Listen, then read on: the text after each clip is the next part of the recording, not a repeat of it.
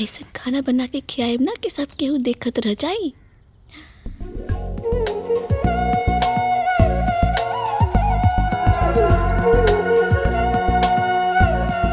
हाय बाप हो बाप, हाय दादा,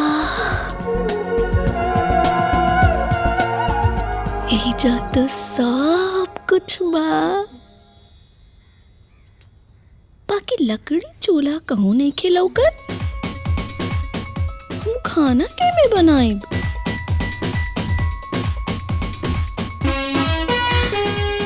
अच्छा, तो एजा गैस चूल्हा पे खाना बनेला, चूल्हा में ना। बाकी हमरा के गैस चलावे तो आते नहीं खे। हम तो सुनीला कि गैस बहुत खतरनाक होला, कबो कबो फाट भी जाला। बाकी खाना तो बनावे के ही पड़ी, कोशिश करतानी। माचिस कहूँ नहीं खिलौकत, कहाँ बा माचिस? आई कहाँ? ई कहाँ?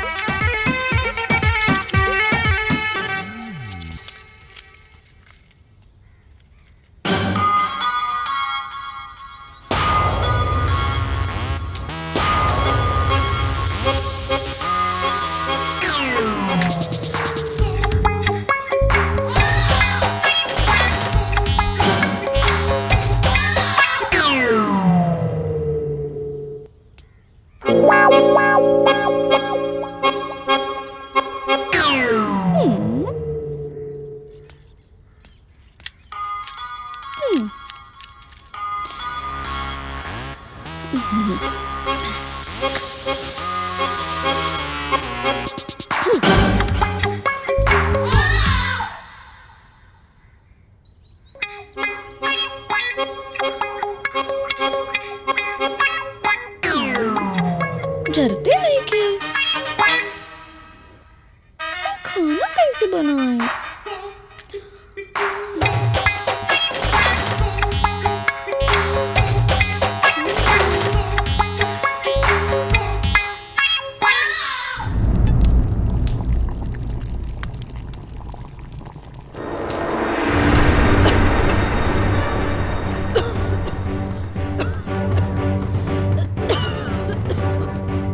ए जी, इतना धुआं कहाँ से आवता?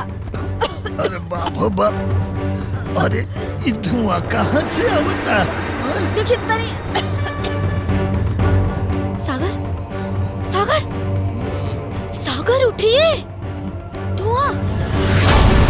धुआं? धुआं कहाँ से आता? चल चल के देखा जा।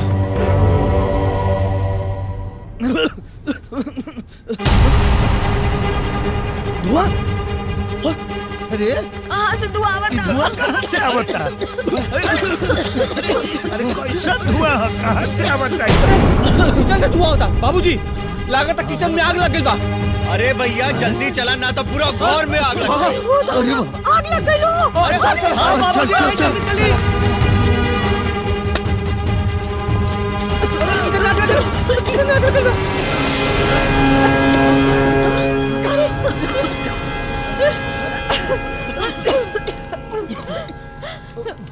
अरे का ये दुल्हन कहाँ करे ताड़ू हो?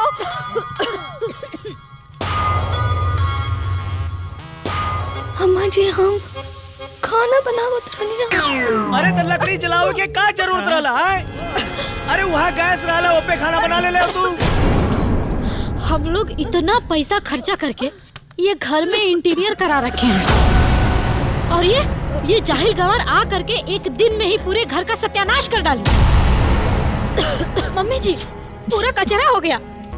इतना सुंदर घर लकड़ी जलाने के लिए है, इतना नहीं समझ सकती हो तो गंवार की गंवार ही रह जाओगी। अरे चुप रहा तू लोग, अपन अपन भाषण बंद करा तू लोग। अरे नई नवेली दुल्हन बिया, नया नया घर बा, धीरे धीरे सीख जाई। पहली बार तो खाना बनावतिया। जा तू लोग अपन अपन काम करा। जा मम्मी, ये जो गंदा भइल बा वो साफ हो जाए। जा अपन अपन काम करा। जा जा चल चल लो। चल चल चल।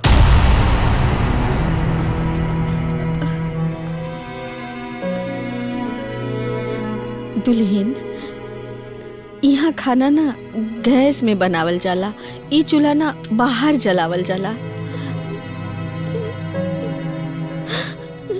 अम्मा जी, हमरा के गैस चलावे ना आवेला, से हम सोचनी चूल्हा में खाना बना दी, बाकी सब गड़बड़ हो गए।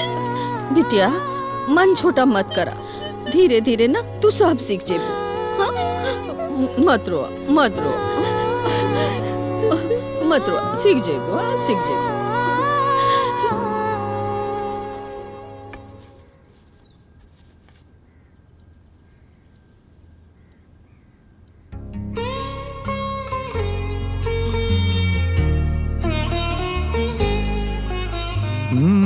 का बात, खाना बहुत स्वादिष्ट बनल बा।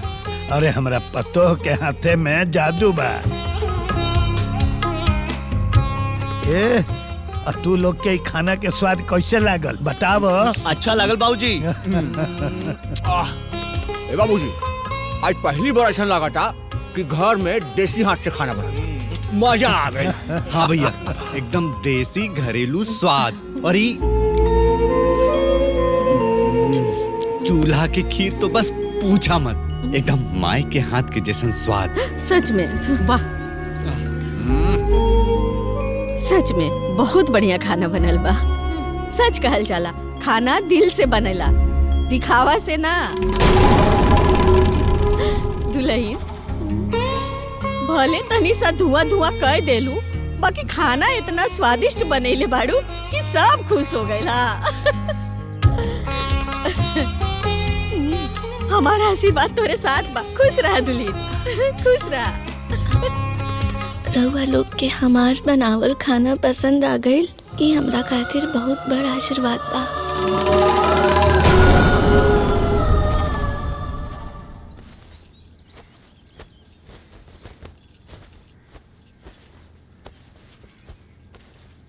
गौरी, हाँ बाथरूम में जाके बाल्टी में पानी भर दो। हाँ करतानी।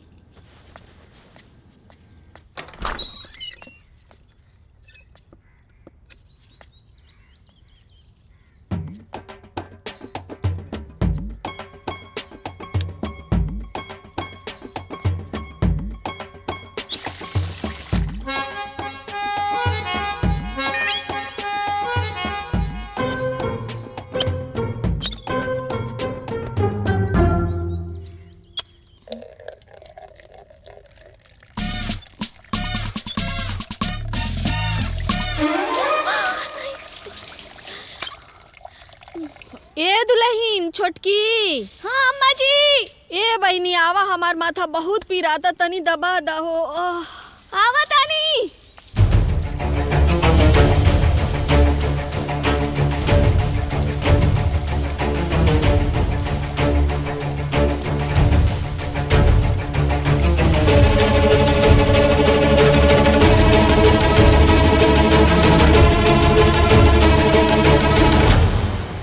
बहनी तनी माथा दबा दा, बहुत पीराता। बस अब ही आराम मिल जाई। एकरा के पकड़ी। हाँ, दा।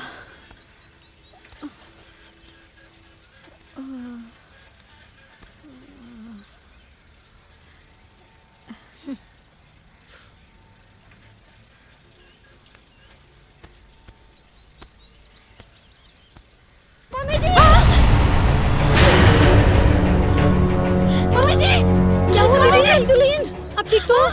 क्यों चीख रहे हो? पहले ये बताओ कि गीजर चालू करके छोड़ा किसने? देखो, मेरा हाथ जल गया। कसम से दी, मैंने चालू नहीं किया। तो किसी ने तो गीजर चालू करके छोड़ा होगा, अपने आप से तो ऑन हुआ नहीं रहेगा।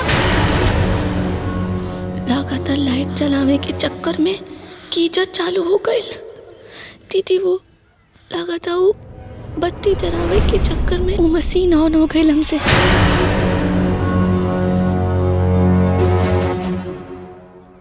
हाँ हाँ, मुझे पता था कि तुमने ही ऑन किया होगा, वरना इतनी गर्मी में गीजर ऑन कौन करता है? जाहिल गंवार कहीं की।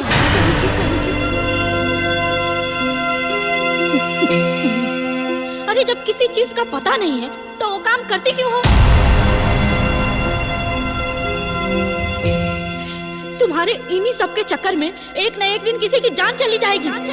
दीदी, हमरा से गलती हो गई। बाकी हम जानबूझ के रहुआ की तकलीफ नहीं की देना चाहते रहे। ओ प्लीज, जो करना था वो तो कर लिया। अब इतना सब करके ड्रामा फैलाने की जरूरत नहीं है। अरे बस करा दुल्हन, बहुत हो गई। अरे भूल चूक केहू से हो जाला। हाँ, ऊपर से ही बेचारी अपन गलती मानत हिया, फिर इतना जहर उगले के का जरूरत बा? बंद करा अपन मुंह। देखिए मम्मी जी, आप ना इसको समझा दीजिए कि जो चीज समझ में ना आए वो ना किया करे, वरना हमसे बुरा कोई नहीं होगा।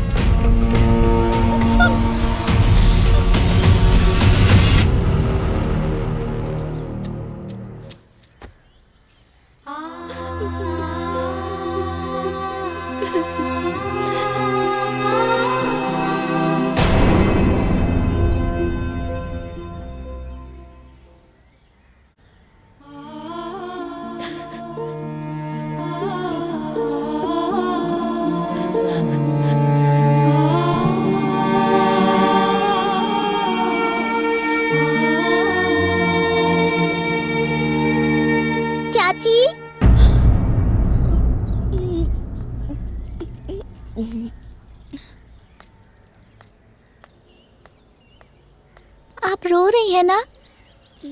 रुकिए, अभी मैं मम्मी की क्लास लगाती हूँ। नहीं, गलत बात। इसके लिए स्माइल लेनी पड़ेगी, बड़ी वाली स्माइल। सानवी,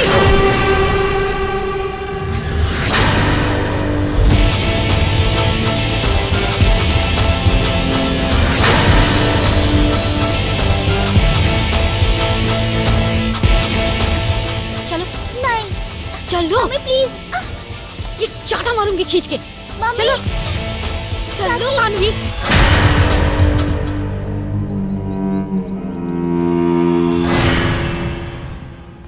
दुल्हन, ये गंदा कपड़ा बा, वॉशिंग मशीन में डाल के चला दिया, साफ हो जाएगी। हाँ जी अम्मा जी। और दीदी लोग के भी देख लिया, गंदा कपड़ा होई तो वो डाल दिया, साफ हो जाएगी। ठीक बा अम्मा जी।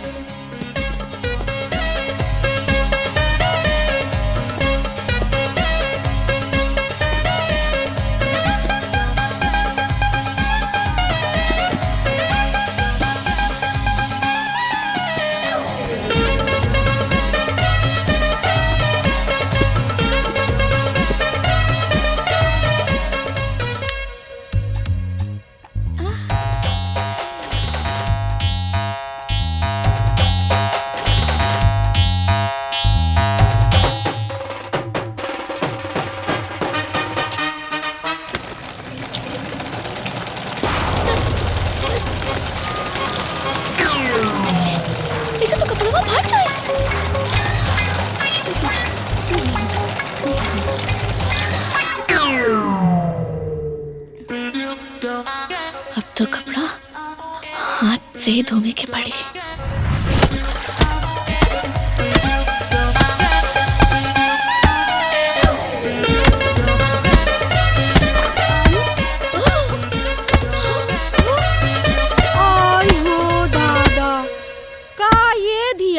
ई तू कपड़ा धोवा ताड़ू की कपड़ा के संगे बजनी करत ताड़ू हो? हम तो के बोलनी कि कुल कपड़ा मशीने में डाल दा, तो तू ई पीटना के साथे पीटे लगलू। अब बतावा, इतना महंगा महंगा कपड़ा ई रही की फाट जाई? हाँ अरे अम्मा जी, वो मशीनिया में कपड़ा नोचा चौथे लगल हो, रिस्की, वही से हम निकाल लेनी। हमें लगल कहीं फट फुटा ना जाए, तो हाथे से धोवे लगनी। हाँ ओह गॉड, मम्मी जी, मेरा कपड़ा, पूरे कपड़े का सत्यानाश करके रख दिया इसने। और मेरा भी, ये मेरा फेवरेट था। अब मैं क्या करूं? तुमको किसने बोला था मेरा कपड़ा धोने को? हमारे कपड़े क्यों धोए तूने? हम लोग धो लेते ना। पूरा कपड़ा फाड़ दी, पहनो तुम्हें। हाँ जी। बाप रे। का ये बहनी। दुल्हन तू लोग तो जनबे करेलू, छोटकी गांव घर से आइल बिया, यही से ओकरा के यहाँ के रहन सहन तौर तरीका तनी सब पता नहीं खे। हम चाहत रहनी तू दोनों मिल के ओकरा के यहाँ के रहन सहन तौर तरीका तनी सा सिखा दे। तू लोगन के साथे घुल मिल के आराम से रहत। मम्मी जी, हमने तो आपसे पहले ही कहा था कि गांव की गंवार लड़की मत लाइए, हमारे बीच वो एडजस्ट नहीं कर पाएगी, लेकिन आपने तो हमारी एक भी नहीं सुनी। अपना ही रट लगाई हुई थी कि बहुत ही गुणी है, बहुत ही संस्कारी है, पढ़ी लिखी है, एमए कर रखा है। Where did all that shine go, mummy जी? Tell me. देखिए मम्मी, हमने पहले ही मना किया था पर आप सुनी नहीं।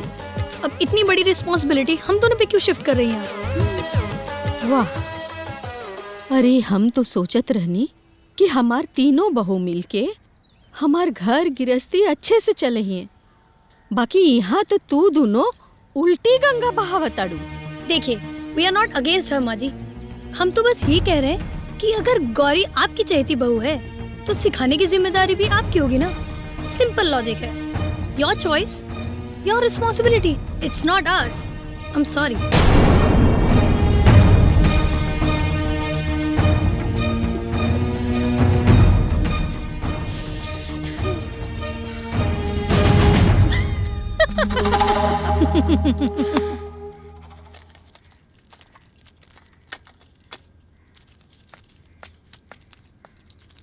दुल्हन,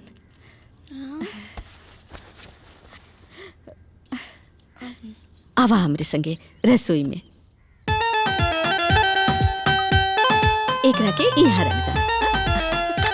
आवा, ए देखा, ई गैस चूल्हा बा। हाँ, ई देखा 4 गो बा, चारों जलेला। हाँ, सब में खाना बना सकेलू। हाँ, ई लाइटर, एमे से ना यहाँ से आग निकलेला। हाँ, ई देखा, ये जोन चिंगारी निकलल बना, देखिया वहाँ आग के जैसन जली। हाँ, देखिया ये एकरा के ऐसे कर जाला। देखी चल गई ना। अब एकरा के देखिए ऐसे करके कम हो गई, अभी ज्यादा हो गई। एकरा के यहर घुमा दे वो बंद हो जाई। ये बंद हो गई। ए देवा, ए देखा, एकरा के ना कुकर कहल जाला। ई एकर ढक्कन है। एकरा के ना ये ऐसे करके यहाँ से ऐसे बंद कर दिया जाला। देख लो, ये बंद हो गई। ये देखा, अब कुछ ना गिरी। समझ में आवता ना बिटिया?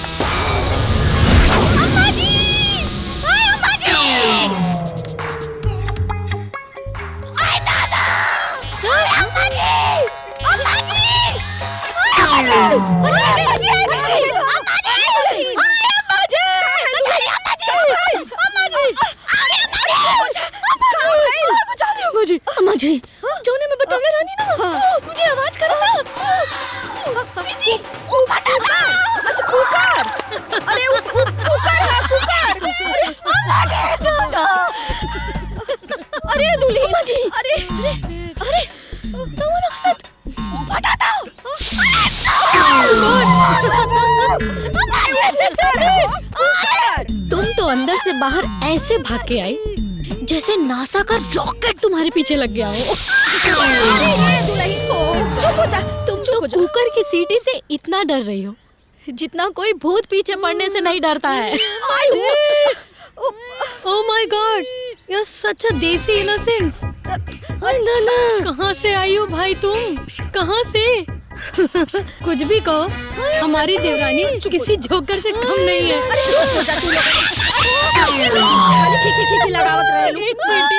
काम धाम तो कुछ बा ना, बस खीस नहीं पोरा लोग।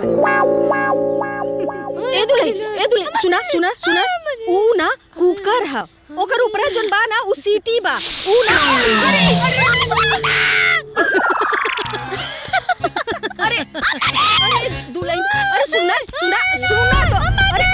सुना ए दुल्हन, उ कुकरवा में से सिटिया बा, ओ में से भाप निकलला, भाप तभी तो खाना पकेला ना। हाँ, डेरावे की जरूरत नहीं खे, कुकर है। चला चुप रहा तू लोग, चला चला दुल्हन, कुछ ना हो। अरे इतना डरावे की जरूरत नहीं खे।